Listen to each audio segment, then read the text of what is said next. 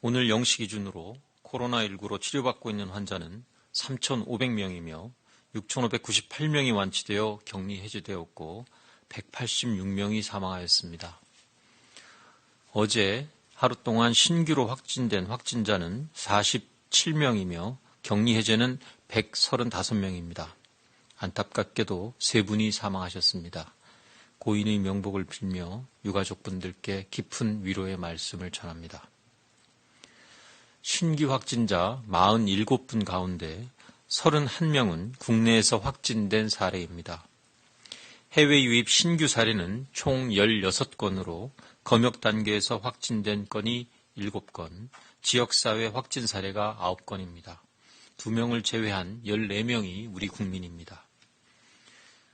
신규 확진자가 오늘 처음으로 50명 이하로 줄었으나 주말 때문에 진단검사가 평소 1만 건 이상 시행됐던 것에서 6천 건으로 줄어든 영향이 클 것으로 보기 때문에 이 수치만으로 증감의 추세가 있다라고 판단하기는 어렵습니다.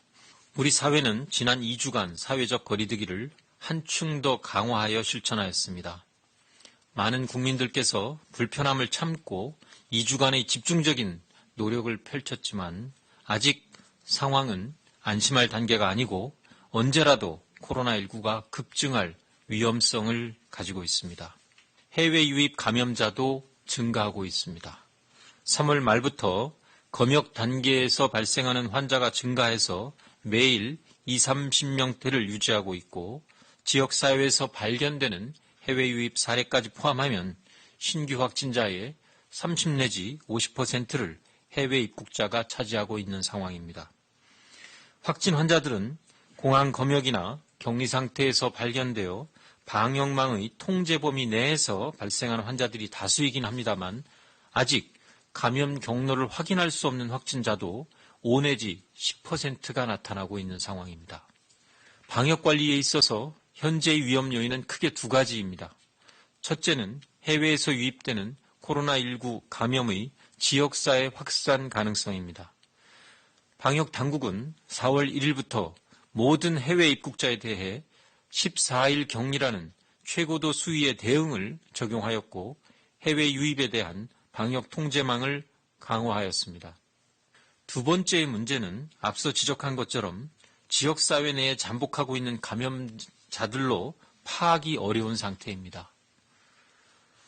요양병원, 요양시설 등과 같이 집단시설에 대한 방역관리를 강화하고 있습니다.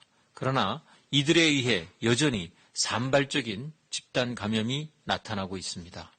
이러한 환자를 적절히 통제하지 못한다면 집단 감염을 통한 코로나19 확산의 위험은 계속 남게 됩니다. 이상 말씀드린 2가지 위험 요인에 대한 가장 효과적인 대응 방안이 사회적 거리두기입니다. 사회적 거리두기는 코로나19의 전파 경로를 차단해서 방역 당국이 파악하고 있지 못하는 감염 환자의 2차 감염을 차단하고 유행 고리를 끊어주는 효과가 있습니다. 3월 6일 37건의 환자가 감염 경로를 모르는 방역망 밖의 사례였지만 강화된 사회적 거리두기에 일주일이 경과된 3월 30일에는 5건으로 감소하였습니다. 그러나 지난 2주간의 강화된 사회적 거리두기 기간 동안 아쉬운 점도 있었습니다. 사회적 거리두기를 강화했던 지난주 3월 23일부터 3월 29일까지에는 국민들의 이동량이 다시 16% 정도 증가해서 거리두기가 더 약화되는 모습을 보여왔고 지난 주말 저희가 그저께 자료를 분석했습니다만 다시 4%포인트 정도 증가해서 인원수로 보면 20만 명의 증가량입니다. 방역당국은 통제 가능한 범위로 코로나19 감염 환자를 확실하게 줄이기 위해서는 사회적 거리두기를 2주간 더 연장하기로 결정한 바 있습니다.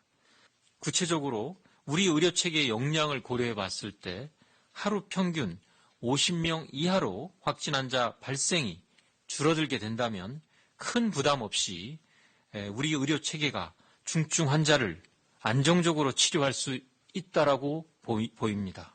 사회적 거리두기를 무한정 지속할 수는 없습니다.